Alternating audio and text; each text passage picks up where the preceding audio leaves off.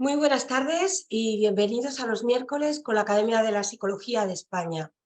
Hoy tenemos la suerte de contar con la conferencia de la profesora María José Díaz Aguado, catedrática de Psicología Evolutiva y de la Educación de la Facultad de Psicología de la Universidad Complutense de Madrid y académica de número de la Academia de Psicología de España.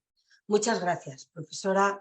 Gracias a los académicos presentes, a nuestro presidente y, por supuesto, muchísimas gracias a todos ustedes por acompañarnos.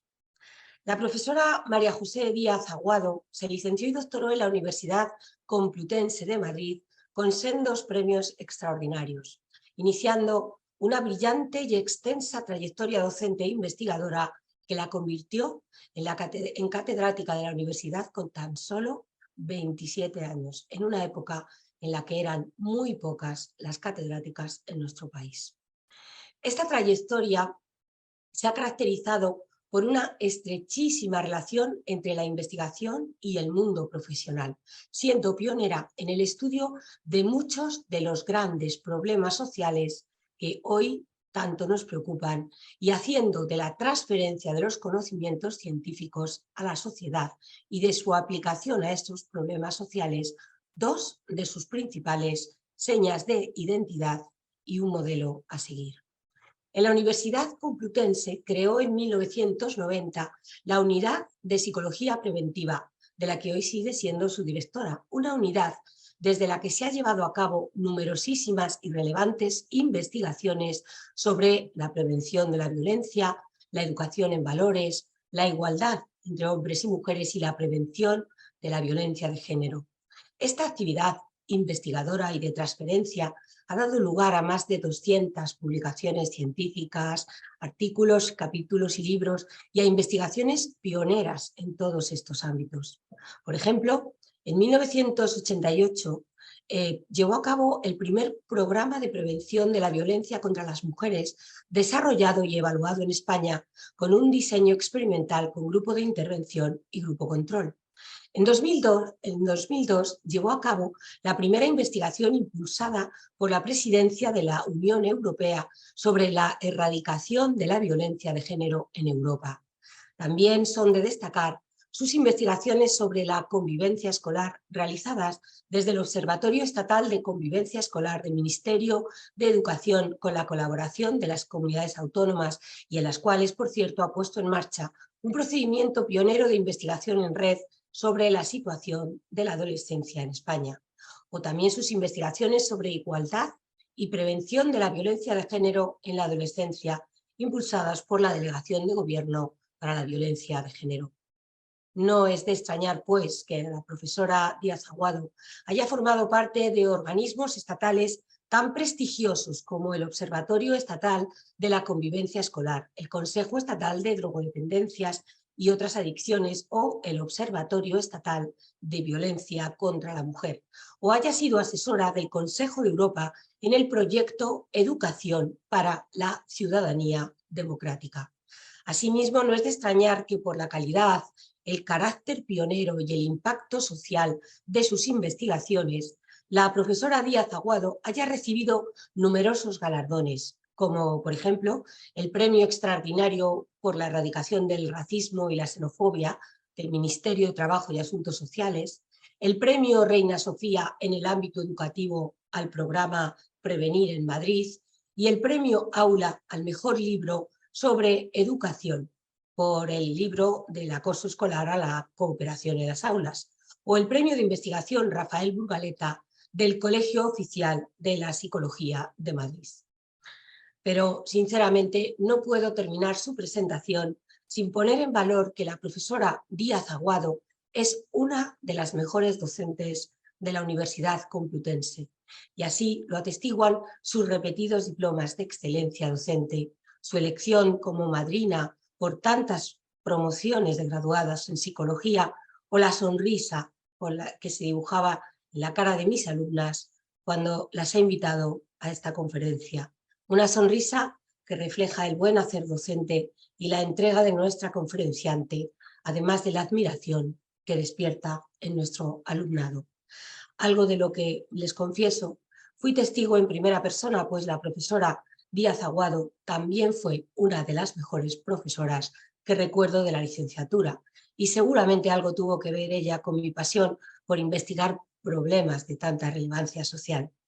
Espero pues que puedan compartir conmigo la alegría de tener hoy entre nuestros miércoles con la academia a una gran profesora, una excelente investigadora y una pionera en la dura tarea de aplicar los conocimientos científicos a la resolución de los grandes desafíos y problemas de la sociedad. Es un honor y un placer presentar a la profesora María José Díaz Aguado y su conferencia titulada Prevenir la violencia desde la educación, el necesario papel de la psicología. Cuando quiera, profesora, y muchísimas gracias. Muchas gracias. Bueno, es un placer escuchar tu presentación, Maripaz. Me ha emocionado. Es un placer compartir con vosotras, con vosotros, académicos y académicas, esta oportunidad que nos da nuestra querida Academia de Psicología de España. Voy a empezar esta presentación describiendo brevemente en qué me baso para las 10 propuestas que voy a realizar. 10 razones por las que la sociedad necesita de la psicología para erradicar uno de los problemas, o quizá el problema más grave de nuestra sociedad, la violencia, y erradicarlo desde un contexto privilegiado, la educación. Necesita de la psicología para conseguirlo. Estas 10 propuestas, y luego una transversal que hará referencia a todas, son el resultado de 4 décadas de investigación desde la Unidad de Psicología Preventiva y de la participación de muchas personas, especialmente en las investigaciones realizadas durante los últimos 15 años, encargadas por entidades con enorme responsabilidad en la prevención de la violencia. Me voy a referir sobre todo a 2 series de investigaciones. La impulsada por el Ministerio de Educación desde su observatorio estatal, en la que participaron 40.456 personas, entre ellas 23.100 estudiantes y casi 10.900 familias. Muestra representativa de las familias que en España tienen un hijo o una hija en la educación secundaria obligatoria.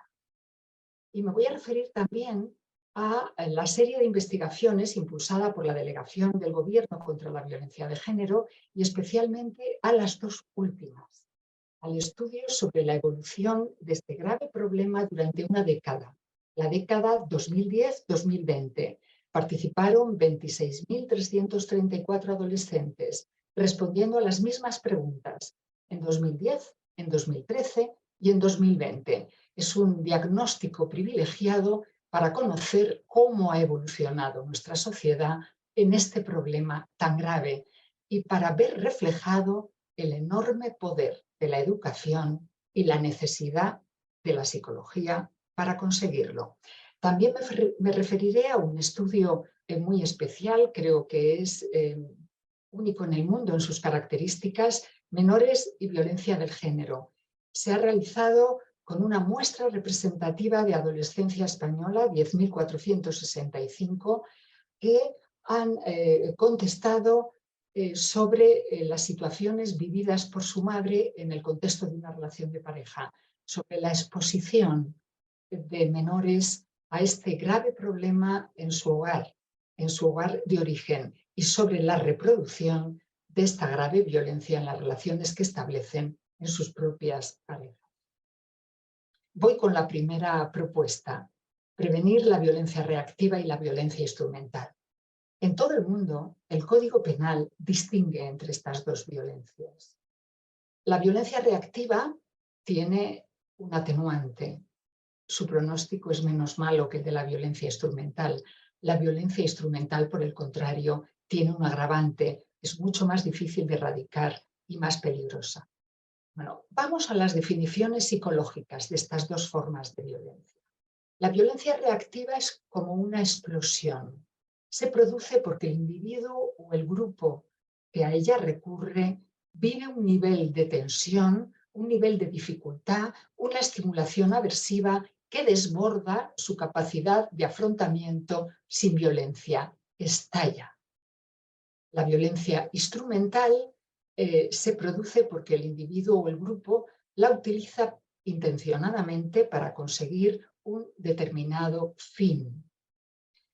Sería en el Código Penal esa violencia a la que a veces se refieren como con premeditación y alevosía.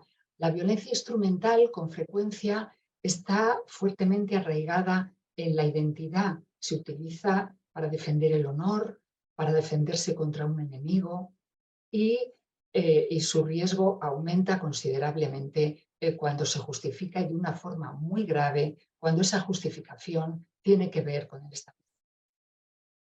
Las investigaciones psicológicas realizadas sobre la violencia en el hogar contra los niños y las niñas reflejan cómo la violencia reactiva se puede convertir en instrumental. Esto es muy importante para entender la escalada de la violencia, sobre todo cuando con esa violencia reactiva se ha conseguido reducir la estimulación aversiva que la provocó. Esto puede producir un fuerte sentimiento de poder, actúa como un poderosísimo refuerzo, nos dicen las teorías del aprendizaje. Y si en ese momento el individuo la justifica, el riesgo de reproducirla aumenta. Si la justifica, se empieza a convertir en violencia instrumental. Un ejemplo muy ilustrativo sobre este grave problema es cuando un adulto estalla violentamente y pega una bofetada a su hija, a su hijo,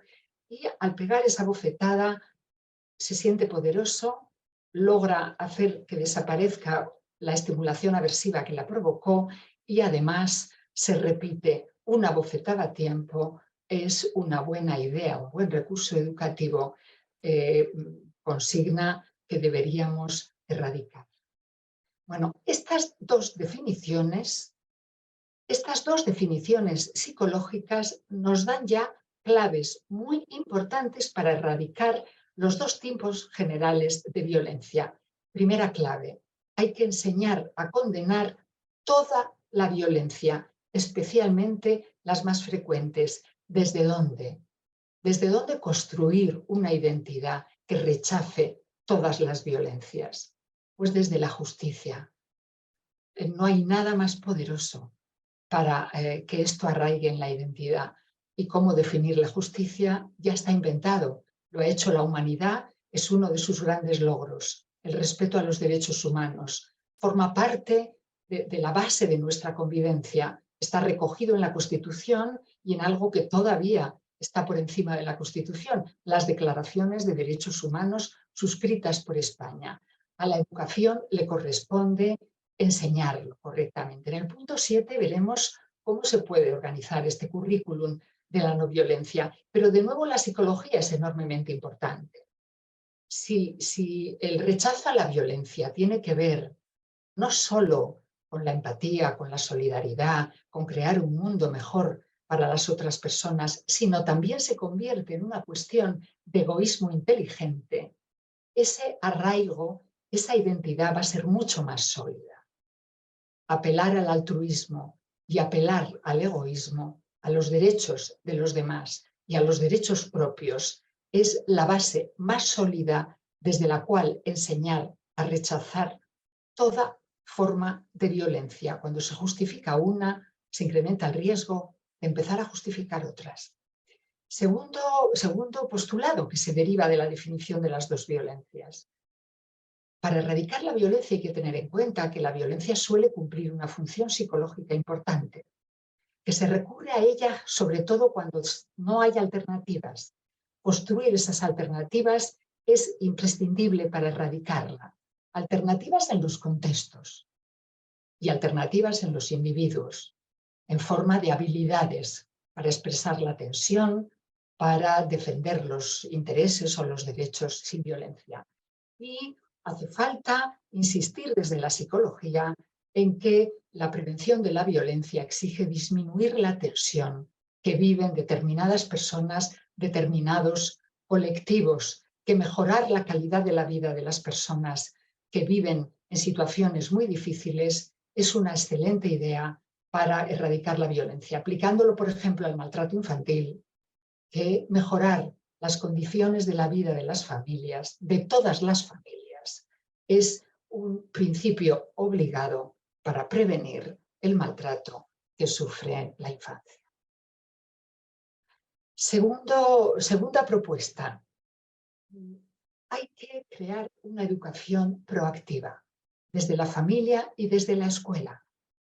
Vivimos en una sociedad que con frecuencia y de forma muy especial al referirnos a la violencia, con frecuencia se limita a reaccionar cuando la violencia se produce. No tenemos que anticiparnos a esa situación, tenemos que prevenirla porque especialmente en la violencia, prevenir es muchísimo mejor que curar. Y esto se puede decir desde la Asociación de Psicólogos y Psicólogas más poderosa del mundo. Lo ha dicho la APA.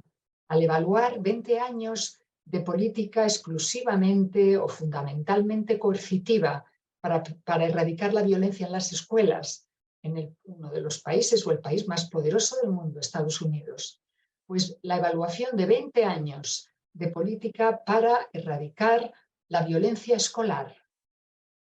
La APA creó a un grupo de expertos, un grupo de trabajo para evaluar las consecuencias de esa política básicamente coercitiva que a veces se limitaba a expulsar a los niños agresivos de las escuelas, que no prestó suficiente atención a la necesidad de un tratamiento psicológico adecuado. Pues ese grupo de expertos y expertas creado en la APA llega a la siguiente conclusión. 20 años de política básicamente coercitiva no solo no ha mejorado la seguridad de las escuelas en Estados Unidos, sino que incluso con frecuencia la ha empeorado,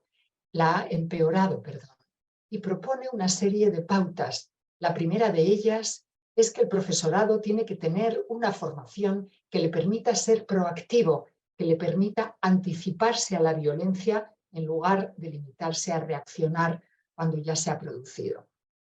¿Cómo son? ¿Cómo es el profesorado proactivo? Nuestras investigaciones reflejan que para visualizarlo conviene recordar cómo eran los mejores profesores y profesoras que hemos tenido en toda nuestra vida.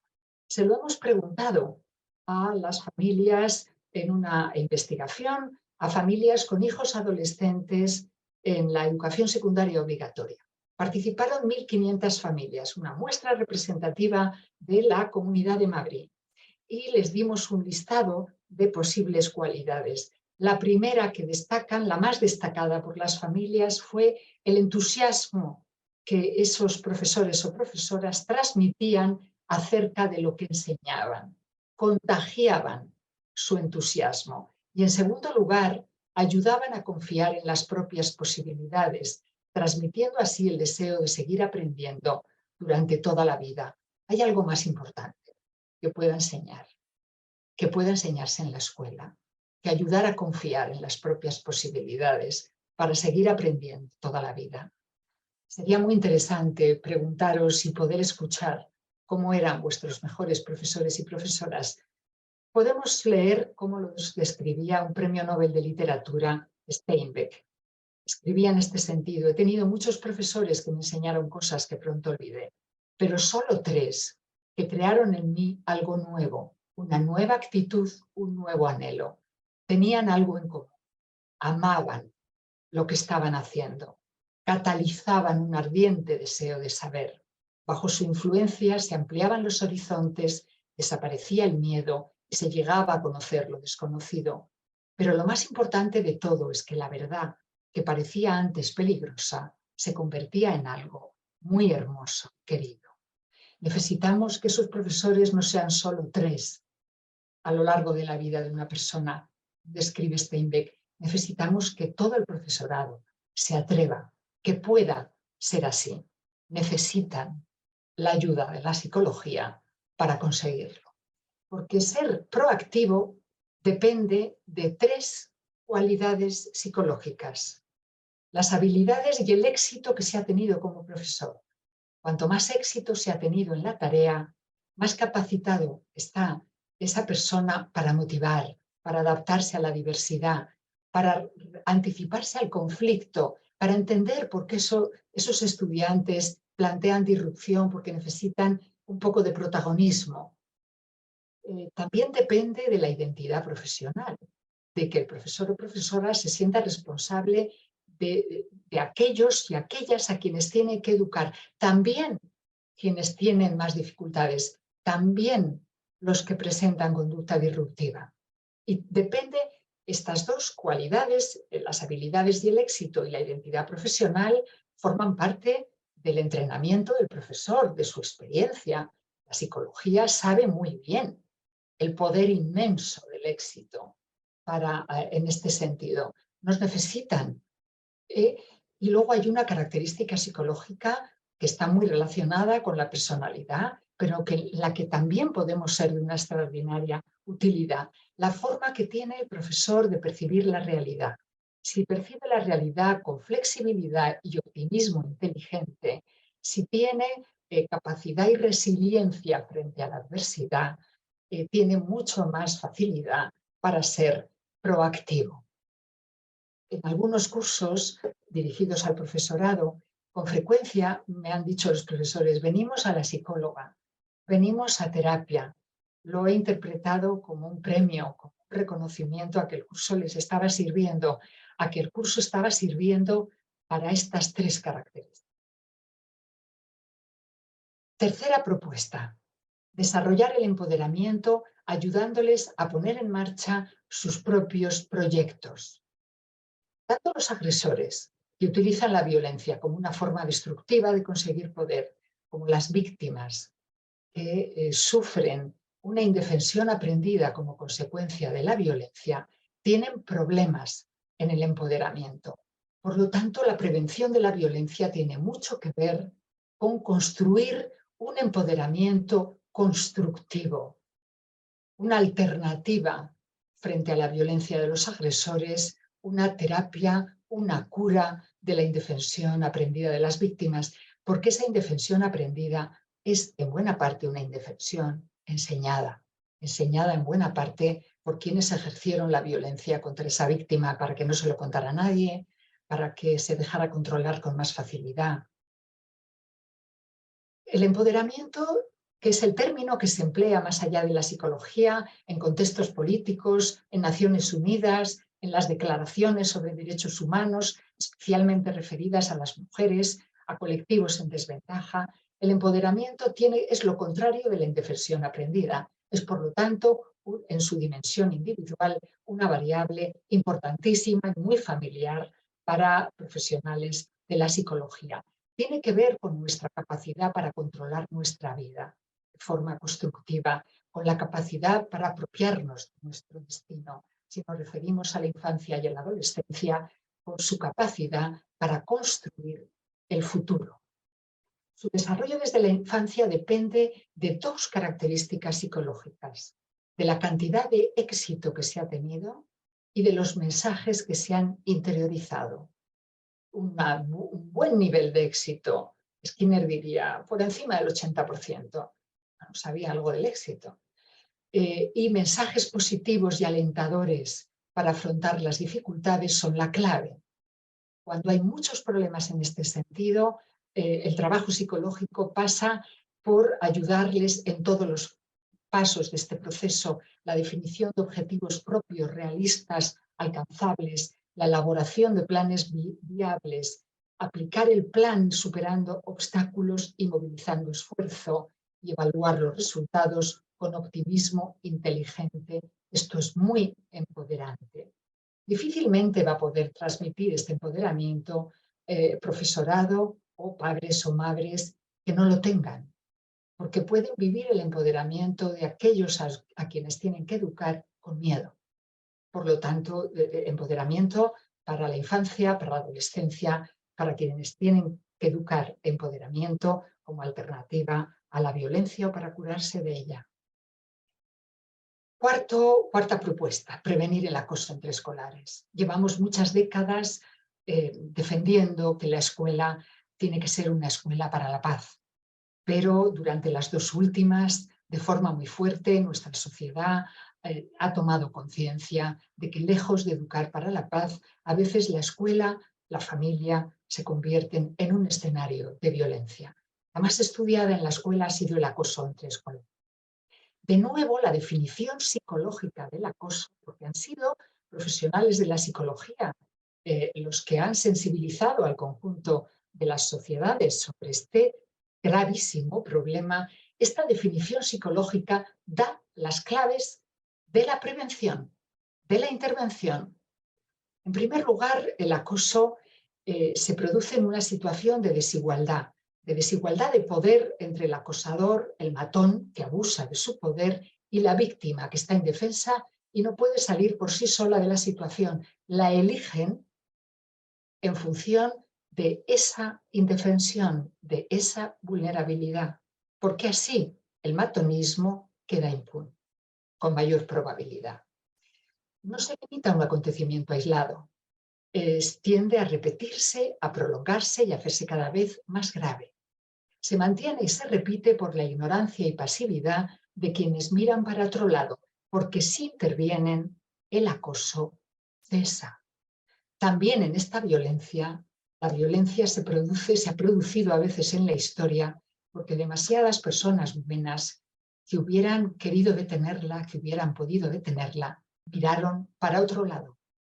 Y suele implicar diversas conductas violentas. Suele empezar con humillaciones, con violencia psicológica y a medida que se va repitiendo, se agrava, incluye también coacciones, las humillaciones se hacen cada vez más graves, agresiones físicas, extorsiones, y ahora suele extenderse a través de las tecnologías de la información y la comunicación. Para prevenir, por tanto, hay que tener en cuenta qué hacen todos los miembros del grupo, qué hace el profesorado, qué hace la escuela, qué hacen las familias, qué hace la sociedad. Hay que intervenir. De la definición se desprenden de nuevo tres principios básicos para erradicarlo. Hay que intervenir en la primera señal. No se puede trivializar. Si se interviene desde la primera señal, el acoso cesa. Hasta los niños y las niñas lo dicen. Si el profesor hace algo, ya no lo repiten. La amistad y la integración son importantísimas condiciones de protección. Hay que trabajar de nuevo proactivamente para que no haya ningún niño, ninguna niña, ningún estudiante solo o sola en la escuela. La amistad como protección. Y existen tres papeles que hay que prevenir: el de acosador, el de víctima y el de quien convive con la violencia mirando para otro lado. En esta diapositiva vemos una fotografía de las respuestas dadas por esos 23.100 adolescentes que participaron en el Estudio Estatal de la Convivencia impulsado desde el Ministerio de Educación. Hay un 80% de adolescentes en España que se posicionaban contra la violencia. En un verde intenso vemos la posición mejor. Al preguntarles cuando sucede, cuando en tu colegio o instituto se meten con algún compañero y compañera pegándole, insultándole, asustándole, ¿tú qué sueles hacer? Pues un 36% eligió la postura yo intervengo para que dejen de meterse con él o con ella, aunque no sea amigo de la víctima. Casi un 32% dijeron que lo hacían, pero solo si la víctima era su amigo. Un 12% dijo que creía que debía intervenir, pero no se atrevía a hacerlo. En marrón, en ocre, vemos a un 14% indiferentes. Contestan no hago nada, no es mi problema, o no participo, pero tampoco me parece mal. Y en granate vemos a los que reconocen que participan. 4,3% lidera la violencia, eso dice, y un 1,7% sigue lo que hace el grupo. Esta situación es denominada como los secuaces. ¿De qué depende la postura que adopta? Pues depende de múltiples condiciones de riesgo y de protección. Cuanto más cerca están de ese verde intenso, mejores son las condiciones de protección más cerca en la dirección inversa a las agujas del reloj, en la dirección que yo he ido indicando anteriormente. Cada posición más contraria a la violencia se caracteriza por mejores condiciones de protección contra la violencia y menores condiciones de riesgo. ¿En dónde? En la familia. El apoyo a la violencia está relacionado con dificultades en las relaciones con adultos y también con la exposición a violencia en la familia o a consejos que la justifican. En la escuela, cuanto más apoyo a la violencia, peor es la situación.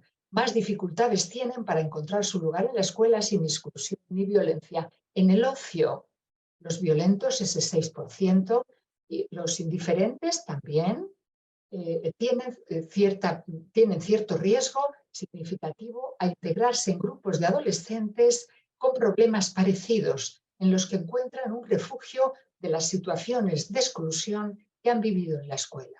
En la relación con la cultura, esta violencia escolar está relacionada con el rechazo a los valores con los que queremos identificarnos, con la identificación con la violencia, con el racismo, con la xenofobia, con la homofobia, la negación de esos valores de derechos humanos que deben ser la base de la convivencia. Y otra característica muy importante, quienes reconocen ejercer la violencia o quienes no la rechazan, tienen un mayor riesgo de otro tipo de conductas, de un trato hostil al profesorado, de consumir drogas, de faltar mucho a la escuela y de conductas de riesgo con las nuevas tecnologías de la información y la comunicación. Quinto postulado. Para prevenir la violencia tenemos que construir la igualdad y erradicar el sexismo. Y, por supuesto, la peor expresión del sexismo, que es la violencia de género. Y es que toda la violencia está relacionada con el sexismo, de una o de otra manera. La dualidad, lo que la psicología denominó hace ya varias décadas, la dualidad sexista de la existencia humana, esa división de los valores, espacios, actividades, oportunidades y problemas en femeninos y en masculinos, es una mutilación del desarrollo y es necesaria para transmitir ese modelo de dominio, sumisión que subyace a casi todas las violencias. Para ejercer la violencia, para el entrenamiento del guerrero, para entrenar a los hombres a estar dispuestos a todo, a morir y a matar, por defender, por ejemplo, el honor. Ese entrenamiento exigía entrenarles para inhibir la empatía, prohibir la debilidad, prohibir la petición de ayuda, identificarse con la violencia, con el riesgo. Hubiera sido terrible si toda la población tiene ese entrenamiento, nadie hubiera cuidado a la infancia, a los ancianos, el hogar. Reservaron a la mitad de la población, a las mujeres, y a ellas les prohibieron la violencia, les prohibieron la fortaleza, les prohibieron el empoderamiento, les prohibieron el espacio público, les prohibieron el poder y las entrenaron en la empatía, en la sumisión, en la debilidad. Tenemos que erradicar ese modelo. Hoy nuestra sociedad rechaza fuertemente este modelo, pero se sigue reproduciendo a través de mecanismos fuertemente arraigados. No es una fatalidad biológica, es un modelo social que se reproduce como un determinado modelo de cultura. Tenemos que enseñar a detectarlo y a rechazarlo.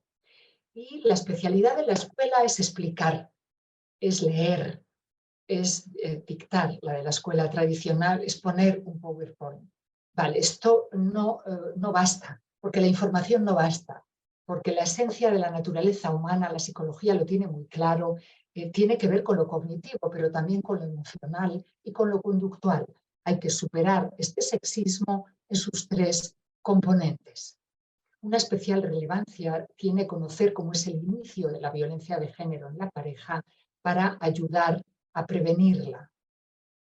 Y es que suele empezar como violencia emocional y con mucha frecuencia las víctimas no la identifican en sus primeras fases. Aparece como coacción, aparece como violencia psicológica, lesionando la autoestima de la víctima cuando no se deja controlar, aparece como un aislamiento de todos los vínculos de la víctima que la debilitan mucho. Al principio la víctima se somete a esta forma de control voraz, de violencia psicológica, para intentar evitar las agresiones, pero no lo logra, las agresiones se repiten, se hacen más graves y la víctima cada vez está más debilitada. La gente que no entiende muy bien la naturaleza de la violencia de género suele decir, pero ¿por qué no deja al maltratador? Pues no lo deja porque está enamorada al principio. Y es que el agresor suele combinar dos tipos de personalidades, como el personaje literario Jekyll y Mr. Hyde. La víctima se enamora del caballero, del doctor Jekyll, y teme tremendamente al monstruo, a Mr. Hyde, eh, pero cree que si accede a todo lo que le pide el maltratador, ese monstruo no va a volver a aparecer. A medida que va agravándose la violencia de género, los episodios, los estallidos de ira son cada vez más graves. El vínculo afectivo, el enamoramiento, puede incluso, suele llegar a desaparecer tras cierto tiempo, y entonces lo que le impide salir de la situación es el miedo a las represalias con las que ya le controla el maltrato. Vemos en esta diapositiva, la he titulado El poder de la educación reflejado en la evolución de la violencia de género en la adolescencia en España. Estas barras que vemos en color verde es los porcentajes de lo que las chicas, las adolescentes que han respondido en 2020 a distintas situaciones de violencia de género en la pareja. Las barras verdes son las de 2020, las rojas las de 2013, las azules las de 2010. Vemos, por ejemplo, en nuestra izquierda que las barras tienen una longitud especial en me han controlado decidiendo por mí hasta el mínimo detalle. Ese control voraz con el que suele empezar la violencia de género. En 2010, el 20,8% de las chicas adolescentes en España dijo haber sufrido alguna vez o más esa situación de violencia de género. Esa cifra subió de forma significativa al 27,8% en 2013 y ha bajado de forma muy significativa en 2020 hasta el 16,5%. Vamos a ver lo que ha sucedido también en Me han aislado de las amistades. En 2010 era el 20%, en 2013 el 21,4%, en 2020, el 15,1%. Estas dos formas de violencia, las más extendidas, las más frecuentes, lo mismo me han insultado, ridiculizado, que está un poquito más abajo, del 16 pasó al 21 y del 21 ha vuelto al 16. Es decir, vamos a ver lo que se obtiene al tener en cuenta lo que dicen los chicos. Pues se observan, bueno, es mucho más difícil reconocerse como maltratador que como víctima debido al fuerte rechazo que hay a la violencia de género. Pero vemos cambios parecidos en estas violencias. La he controlado decidiendo por ella hasta el más mínimo detalle. Pues en 2010 el 13% de los chicos reconocía que lo había hecho alguna vez hacia su novia o su exnovia. Esto subió hasta el 16% en 2013 y ha bajado hasta el 5% en 2020. La he insultado, ridiculizado. Vemos un cambio parecido del 10 al 12 y baja al 5,8%. Vamos a ver lo que ha sucedido con tres violencias específicas ejercidas a través de las tecnologías de la información y la comunicación. Fueron preguntas nuevas que se empezaron a utilizar en 2013. Las barras azules reflejan la prevalencia de 2013 y las rojas la prevalencia de 2020. Me han controlado a través del móvil, vemos en la figura 4A lo que responden las chicas, baja del 24 a 14. Han usado mis contraseñas para controlarme del 14 al 6,6. Han usado mis contraseñas para suplantar mi identidad del 4,4 al 2,5. Cambios de una similitud similar o incluso mayores en lo que reconocen los chicos. ¿Qué ha pasado en España durante una década en la violencia de género? Pues lo que ha pasado es que desde 2010 a 2013 esta violencia aumentó de forma muy significativa, especialmente las más frecuentes, y los cambios fueron significativos en 8 de las situaciones de violencia por las que preguntábamos. La relación de estos cambios con otras características evaluadas en ese momento reflejó que no es que las familias o la escuela hubieran bajado la guardia, que tampoco habían incrementado las medidas y que el cambio parecía estar relacionado con el fuerte incremento de las nuevas tecnologías en las relaciones de pareja y para ejercer la violencia de género. Por ejemplo, el número de chicos de 2013 que reconoció estar insatisfecho con su relación de pareja, una condición de riesgo de violencia de género, se había duplicado. Pues no era raro porque el contacto cara a cara había disminuido muchísimo y había sido sustituido por contacto a través de las nuevas tecnologías. Es decir, algo muy fuerte cambió de 2010 y, por ejemplo, la edad de inicio de las relaciones de pareja había aumentado de forma muy significativa en solo 3 años. La precocidad en el inicio de la primera relación de pareja también es variable de riesgo. Todo esto nos llevó a interpretarlo como consecuencia del creciente auge de las TIC.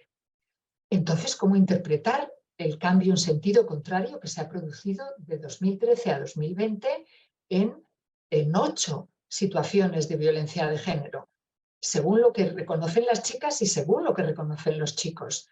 Incluso las situaciones ejercidas a través de tecnologías digitales. Pues parece ser la expresión de un cambio generalizado que se detecta en el propio estudio a muchos niveles. En los adolescentes y las adolescentes, en un cambio en su identidad, rechazan más el machismo y se identifican más con la igualdad. Un cambio en la escuela, que de 2013 a 2020 ha aumentado considerablemente las actividades contra la violencia de género y para construir la igualdad. Pero en el grupo de iguales y las familias, la adolescencia reconoce que ha hablado mucho más con su familia sobre violencia de género en 2020 que en 2013. Y lo mismo con el grupo de iguales. Se ha roto ese tabú que impedía hablar con tu padre y con tu madre de la violencia de género, de lo que sucede en la relación de pareja. Y este cambio detectado en el estudio a estos múltiples niveles parece estar relacionado con un cambio profundo que se ha producido en el conjunto de la sociedad, que se ha expresado en las calles. La manifestación de Madrid de 2018, en el 8 de marzo, ocupó titulares de todo el mundo en los informativos. El 8 de marzo, informativos de todo el mundo abren con la conmemoración de ese día, del Día de las Mujeres trabajadoras, de defensa de los derechos de las mujeres. Pues la manifestación de Madrid en 2018 abrió titulares de todo el mundo.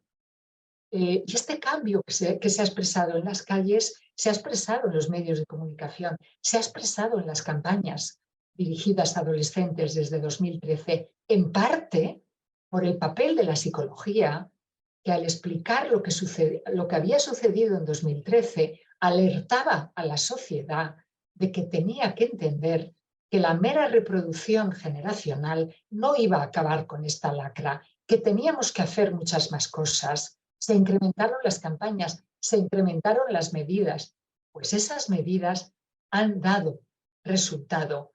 Estamos avanzando.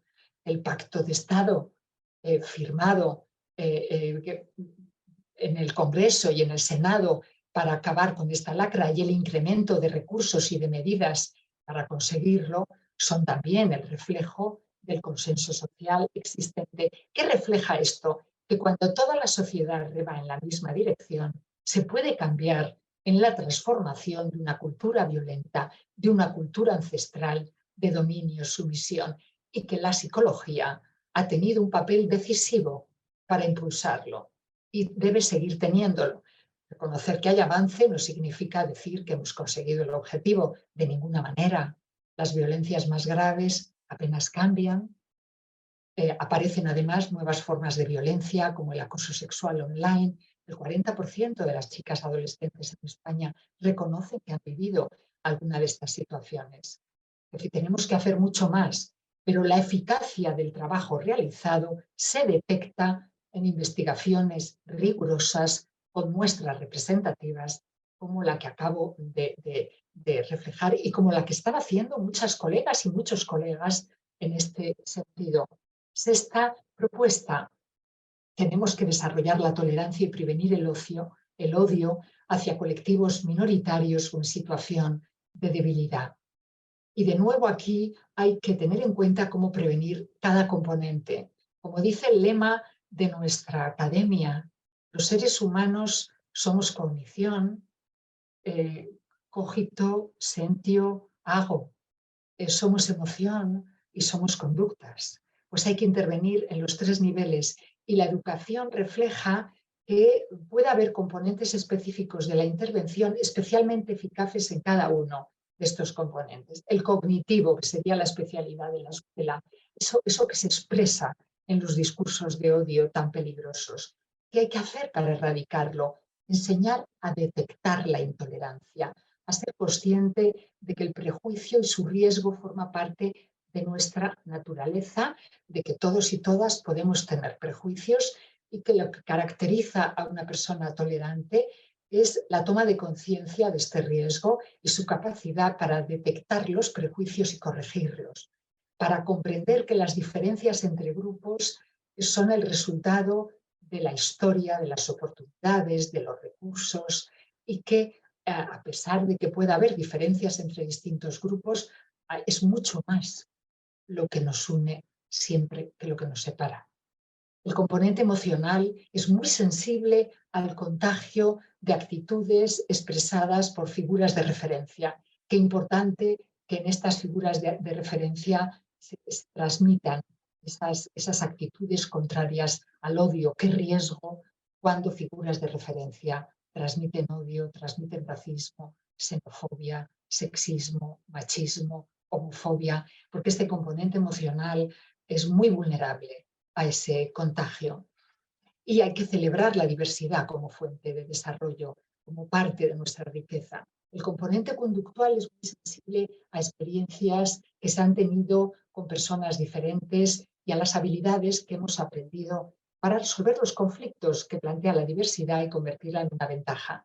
En educación se ha demostrado con una gran claridad y sigue teniendo actualidad una teoría clásica, la teoría del contacto intergrupal de Allport, en las que se pone de manifiesto que para que el contacto entre dos grupos produzca tolerancia no basta con que haya contacto físico. Ese contacto tiene que tener una determinada calidad, tiene que ser de suficiente duración e intensidad como para establecer relaciones estrechas desde una igualdad de estatus y tiene que permitir lograr objetivos compartidos.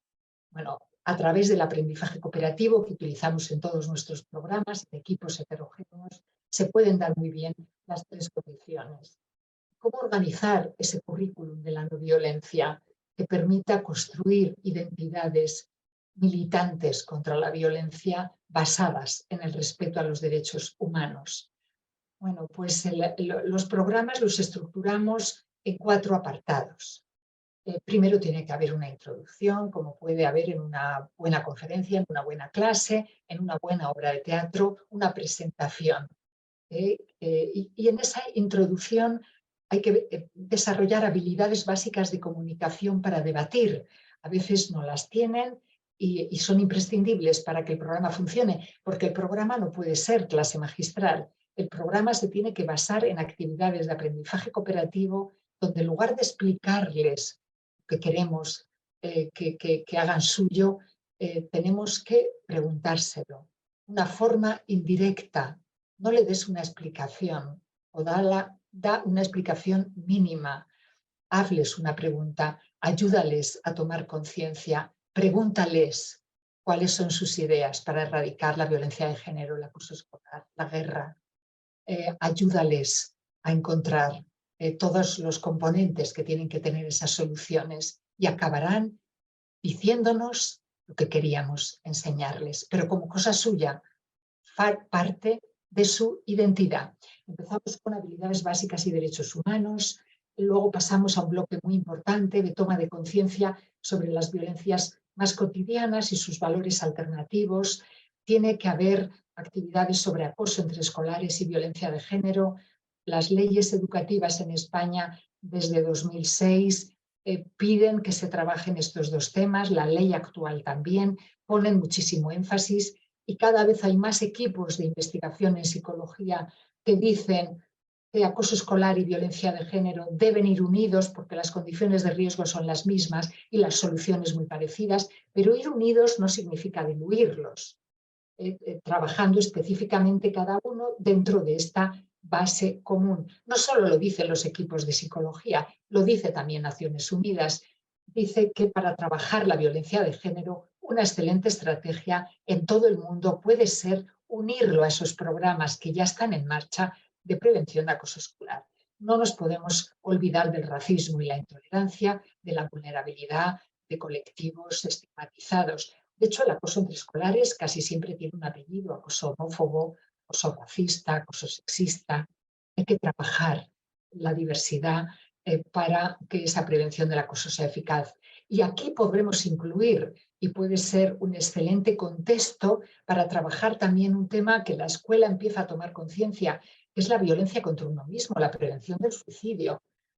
Están empezándose a poner en marcha estos programas. Este podría ser un excelente contexto. Además, sufrir violencia, cualquiera de las violencias que he mencionado, incrementa el riesgo de emplearla contra uno mismo, contra una misma. Insertar la prevención del estudio en un tratamiento integral, del suicidio en un tratamiento integral, puede ser muy adecuado y muy eficaz para generalizarlo. Luego tiene que haber un bloque de sesiones donde se desarrollen habilidades alternativas a la violencia, para resistir la presión, para resolver conflictos, y luego hace falta una fase final de integración. Donde presenten sus propias propuestas en forma de campañas, de manifiestos, las pueden presentar en clase, se pueden grabar, se pueden colgar en la página web del colegio o instituto, se puede enviar a un concurso o se puede presentar en el programa Prevenir en Madrid. Venían a la Facultad de Psicología y la presentaban en el salón de actos grande y el alumnado de psicología venía a escuchar lo que la adolescencia de Madrid tenía que decir sobre cómo prevenir conductas de riesgo y otras violencias. Les encantaba que les invitásemos a comer, les encantaba ver nuestra facultad. Formaba así parte de su identidad. Algunos estudiantes decían al final: yo creía que la universidad era distinta, yo creía que en la universidad eran más pijos, pero a mí esto me ha gustado. Yo aquí voy a volver. Empoderamiento para apropiarte del ámbito académico. Hay que enseñar a resolver conflictos sin violencia y esto la psicología lo hace, la psicología clínica, lo hace la psicología educativa, lo hace la psicología social. Hay algunas distorsiones cognitivas que a veces tienen su origen en experiencias repetidas de rechazo, de sentirse rechazado y excluido, a veces en la escuela. Generan una serie de distorsiones, una especial sensibilidad para interpretar la mínima señal como una señal de hostilidad que se convierte en una profecía, en un temor que se cumple automáticamente. Entonces hay que entrenar a esas personas, a esos niños, niñas, lo antes posible, desde que se están a partir de los 8 o 9 años consolidando estas distorsiones, para superarlas, para detectarlas y superarlas. Hay que ayudarles en los 5 puntos, en los 5 pasos de este proceso, pero son especialmente importantes en la interpretación sesgada de la información, con este sesgo de hostilidad que lleva a interpretar la conducta de los demás de la peor forma posible, interpretando como violencia, como hostilidad, lo que a lo mejor es un accidente. Y también hay que enseñarles a anticipar correctamente las consecuencias que van a tener las conductas violentas. No van a tener las consecuencias positivas que se creen. No te van a respetar más. Te van a rechazar más. También creen que las alternativas a la violencia, por ejemplo, la evitación en una situación donde es la estrategia más sostenible, por ejemplo, en un bar de copas, cuando crees haber recibido una provocación y ha podido ser un accidente, creen que si no hacen nada, los demás se van a burlar de ellos y anticipan consecuencias muy positivas de la violencia y consecuencias muy negativas de sus alternativas. Hay que enseñarles a corregir estos sesgos, es muy importante. Novena propuesta, cómo ayudar a las víctimas de la violencia. Las secuelas de una violencia terrible como el abuso sexual en la infancia, las secuelas dependen mucho de lo que sucede cuando se descubre. Dependen mucho, según algunos estudios, de lo que hace la madre. Entonces es muy importante que toda la población, especialmente quienes tenemos la responsabilidad de educar y de ayudar a las víctimas, que tengamos muy claro que no creer a la víctima, que poner en duda lo que dice, que hacer alguna pregunta que puede incrementar la fuerte tendencia que tienen a sentirse culpables, es una nueva victimización que les hace muchísimo daño. Hay que creer a la víctima, la policía lo suele hacer con mucha frecuencia muy bien, cuando ha recibido entrenamiento en este sentido. Todos los profesionales de psicología tienen que tener entrenamiento en este tema para que cuando escuchen un relato de una víctima sepan cómo ayudarle y que si no crees a la víctima y si preguntas de alguna manera que incrementa el sentimiento de culpabilidad, eso es una nueva victimización. Sabemos por el estudio de menores y violencia de género y por los estudios realizados en distintos lugares del mundo que vivir la violencia incrementa el riesgo de reproducirla como víctima o como violento. Hay que prevenir las dos reproducciones. Como sabemos también, la tendencia a la reproducción suele ser de un 30-33%. La tendencia a salir del ciclo de la violencia es, por lo tanto, 2 de cada 3 víctimas salen. Hay que decirlo también, hay que decirlo con mucho énfasis. Es muy importante que la psicología lo diga. También tenemos que decir que haber sufrido la violencia lleva a reproducirla, porque una de las principales causas de la violencia es la propia violencia. La violencia genera violencia. Estos datos lo reflejan. ¿Qué hay que hacer? Primero, detener la violencia. El estudio Menores y Violencia de Género refleja que la falta de contacto del adolescente con el maltratador que maltrató a la madre y con frecuencia también el adolescente, no tener nada de contacto con el maltratador disminuye significativamente el riesgo de la reproducción. Pensaréis, no hacía falta el estudio, es obvio. No, pero a veces hace falta la investigación que confirme esto, porque se tienen que tomar medidas muy importantes que requieren de datos rigurosos. Por supuesto, es evidente la eficacia del tratamiento psicológico. Es muy difícil que en otros contextos puedan expresar las emociones tan difíciles de manejar producidas por la violencia, el miedo, el odio, la culpa, la vergüenza. Es muy difícil que lo compartan con sus padres, con sus madres y que no se incremente el odio. Hacen falta profesionales cualificados, buenos profesionales de la psicología preparados en este papel, que ayuden a elaborar una historia de lo sucedido con la que se pueda vivir.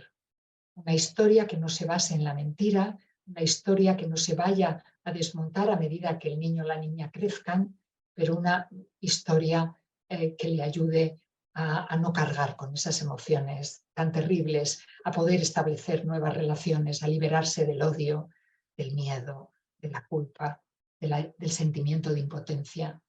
También hay que intervenir para desarrollar habilidades socioemocionales y, muy importante, para comprometerse a no reproducir la violencia en ninguno de los papeles, ni como víctima ni como violento. Muy importante es que hay que recomponer la confianza básica en otras personas y la autoestima, que suelen quedar profundamente dañadas por la violencia. La víctima se siente culpable con mucha frecuencia. Y hacen falta medidas que reparen el daño y restablezcan el equilibrio roto por la violencia. La violencia hace con mucha frecuencia que la víctima se sienta culpable y el violento un héroe. Tiene que haber medidas, tiene que haber sanciones, tiene que haber consecuencias que pongan las cosas en su sitio. El violento es responsable de la violencia, la víctima no. ¿Y qué hacer para prevenir las reincidencias? ¿Cuál es nuestro papel desde la psicología? Esta es una de las grandes tareas de la humanidad. ¿Rehabilita siempre las cárceles? ¿Rehabilita expulsar al alumno que se ha comportado con violencia? ¿Expulsarle de la escuela? Pues como dice la asociación más poderosa de psicólogos y de psicólogas del mundo, con mucha frecuencia no solo no reducen su violencia, sino que con mucha frecuencia la incrementan. Hay que hacer más cosas. ¿Qué hay que hacer? Volviendo a la infancia, a la adolescencia, la psicología lo tiene muy claro y aquí están de acuerdo todos los enfoques. Todos los enfoques que han estudiado cómo tiene que ser el cambio de conducta ante una transgresión grave coinciden. La disciplina más eficaz es inductiva. Es una disciplina que ayuda a asumir la responsabilidad y a reparar el daño en un proceso integral que incluya 3 cambios. De nuevo, el lema de nuestra academia, un cambio cognitivo, entendiendo por qué está mal, sus consecuencias, poniéndose en el lugar de las personas a las que ha hecho daño, pero un cambio emocional, arrepintiéndose de la conducta inadecuada. Hoffman, uno de los psicólogos más influyentes en el tema de la disciplina, dice: sin dolor por haberte portado mal, no hay cambio. Ese dolor puede ser un sentimiento de culpa que hay que ayudar a convertirlo en un sentimiento de responsabilidad, hay que ayudar a manejarlo, porque si es muy intenso y difícil de manejar, puede incrementar las conductas violentas y tiene que haber un cambio conductual, consensuando con el niño o la niña que tienes que ayudar a cambiar, qué es lo que hay que poner en marcha para que repare el daño que ha hecho, porque esa conducta inadecuada tiene que tener consecuencias y esa reparación del daño puede ser la mejor forma de asumir esa responsabilidad. Hay que desarrollar alternativas para prevenir reincidencias. Hay que preguntarles por qué lo has hecho, qué buscabas, qué conseguiste, ayudándole a tomar conciencia de que hay alternativas eficaces, a veces requerirán que desarrolle habilidades.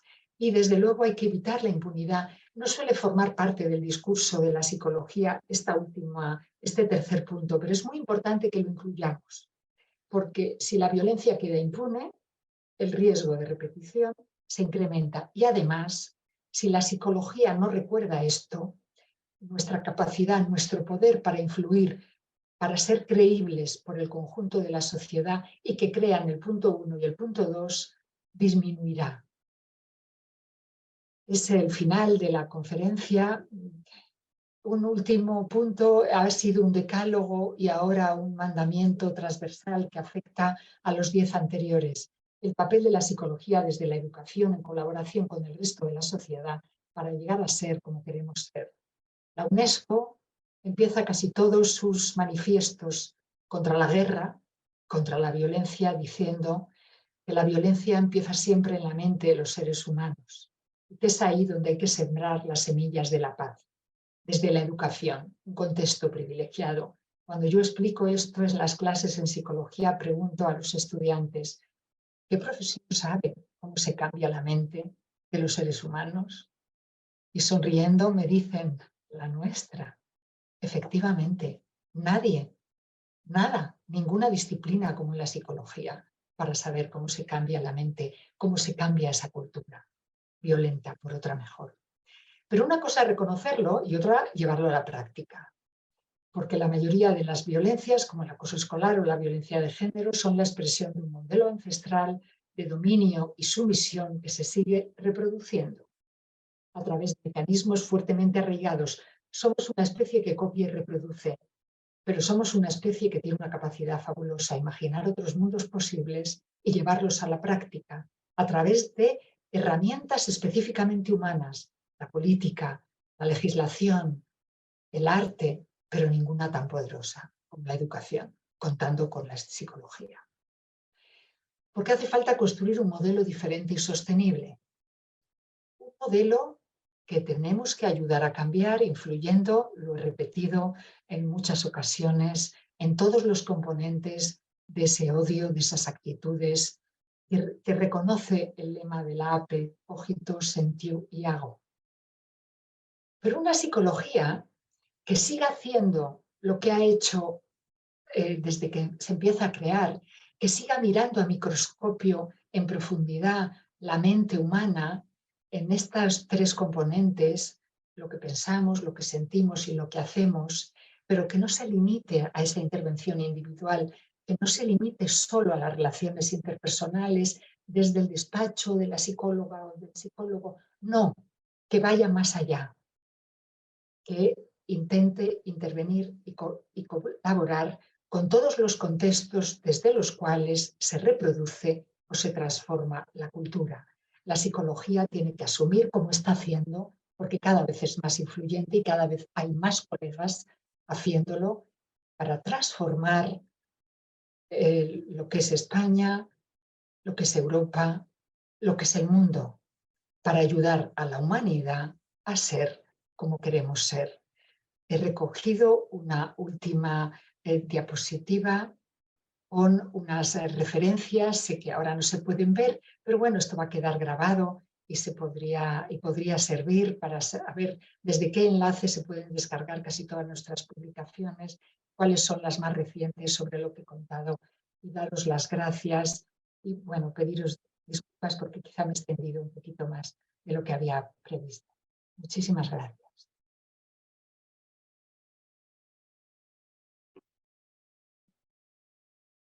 Bueno, muchísimas gracias, María José, por esta magnífica conferencia con tantas aportaciones, con tantos datos.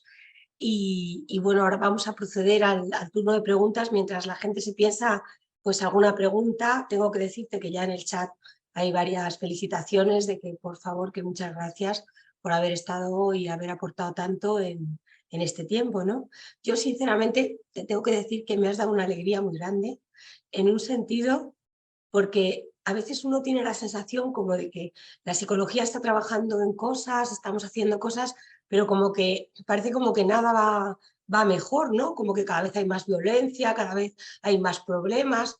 Y a mí me ha gustado muchísimo, ¿no?, que hayas contado los avances, ¿no? Y cómo realmente sí que se han mejorado muchas cosas. Lo que pasa que es cierto, y lo has comentado tú muy bien, que también tenemos nuevos desafíos, ¿no? Yo muchas veces pienso qué difícil es ahora tener novio, ¿no? Para las jovencitas de 15, 14, 16 años, ¿no? Digo, madre mía, en nuestra época nos íbamos a casa, dejábamos a nuestro novio y ya está, hasta el día siguiente. Y ahora que si está activo en el chat, que si está contestando a la gente, que si contesta a todo el mundo menos a mí, en fin, hay una cantidad de mecanismos de control y de situaciones que realmente es que se lo ponen súper difícil, ¿no? Y me ha gustado mucho cómo has explicado, ¿no?, cómo realmente hay nuevos desafíos y eso nos lo pone más difícil, pero eso no significa que no hayamos avanzado en muchas cosas, no sé, para mí ha sido eso muy importante, ¿no? También te agradezco muchísimo todo lo que has explicado, creo que has hecho, pues no sé, para los que trabajamos más desde el punto de vista clínico, has hecho una buenísima exposición de la importancia que tiene el contexto, pero también de cómo las creencias que justifican la violencia pueden ir consolidando esas conductas, agravándolas, y el papel que tiene la familia, ¿no?, en todo eso, y también a la hora de generar conductas adecuadas, como las autoinstrucciones positivas, eso que decías, ¿no?, de soy capaz de esto, no es nada para mí, de empoderamiento, ¿no? La verdad que me ha parecido una conferencia estupenda, magnífica, y yo voy a empezar haciéndote una pregunta, mientras ahora también voy comentando alguna otra cosa. Bueno, te agradezco también mucho el énfasis que has hecho en la impunidad, ¿no?, de las conductas de violencia. Creo que es algo que todos tenemos que tener muy claro, ¿no?, que no pueden ser conductas que queden como si no hubiera pasado nada. Eso me ha parecido muy importante, creo que es una actitud muy valiente por tu parte, pero muy necesaria. Y luego, pues mira, según estabas dando la conferencia, me estaba acordando de una conferencia que dio el profesor Echeburúa, sobre el valor del perdón, ¿no?, en temas de violencia. Es verdad que lo explicó muy bien y dijo que el perdón para cada persona es una cosa, y que es verdad que el perdón puede tener un efecto positivo para las víctimas de violencia, sobre todo porque las desenfoca del presente y del deseo de revancha, y en ese sentido. Pero a mí me gustaría preguntarte, María José, tú que has trabajado tanto en esto, pues en el... ¿Qué valor le ves tú en ese currículum del que nos has hablado de la no violencia, en violencia de género? ¿Hay algún espacio, María José, para el perdón? Bueno, los grupos de expertos y expertas que se han reunido en el Consejo de Europa y que han reflexionado sobre cuáles tienen que ser las medidas para acabar con la violencia de género, destacan con en casi todos los documentos y reuniones que todas las medidas que se adopten para la rehabilitación de los maltratadores, que son necesarias, tienen que tener como un objetivo fundamental y una enorme cautela en que esas medidas no pongan en riesgo la integridad y la seguridad de las víctimas. Se trata de una violencia en la que existe un riesgo muy fuerte de que la víctima vuelva con el maltratador por ese vínculo tan estrecho que ha existido, porque esa violencia se ha originado en el contexto de una relación de amor, que tendría que ser la antítesis. No hay ningún contexto tan peligroso para la violencia como ese. No hay ningún contexto tan peligroso para la violencia como el hogar. Entonces, debido a esta naturaleza tan peligrosa de esta violencia y esa tendencia tan fuerte de las víctimas a volver con el maltratador y esa dificultad para protegerse, incumplen las órdenes de alejamiento. Y con mucha frecuencia oímos, había una orden de alejamiento del agresor y la mató, o mató a sus hijos para hacer daño en una visita. Entonces, en estas violencias, todo va a depender de a qué le llamamos perdón, ¿no?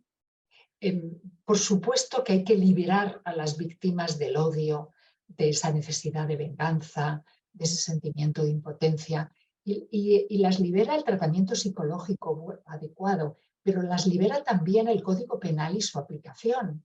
Hay muchas abogadas que cuando los periodistas, a la salida de un juicio en el que se ha dictado una sentencia ejemplar, por ejemplo, en casos de violencia sexual, y los periodistas preguntan a la abogada de las víctimas qué le ha parecido esa violencia ejemplar, pues yo he escuchado algunas veces de estas abogadas decir, ahora mis defendidas se podrán curar. Es decir, que una abogada reconoce que hay un efecto terapéutico en que se aplique la justicia. ¿Por qué? ¿Cómo explicar ese efecto terapéutico? Pues porque la víctima se ha sentido culpable y con mucha frecuencia el violento un héroe que se jacta de la violencia. Una de las formas de violencia de género por las que preguntamos a las adolescentes es: ¿presumía de esta forma de tratarte? Y la mayoría de las chicas que han reconocido las otras formas de violencia dicen que sí, que presumía. Entonces, poner las cosas en su sitio aplicando correctamente el Código Penal tiene un efecto terapéutico.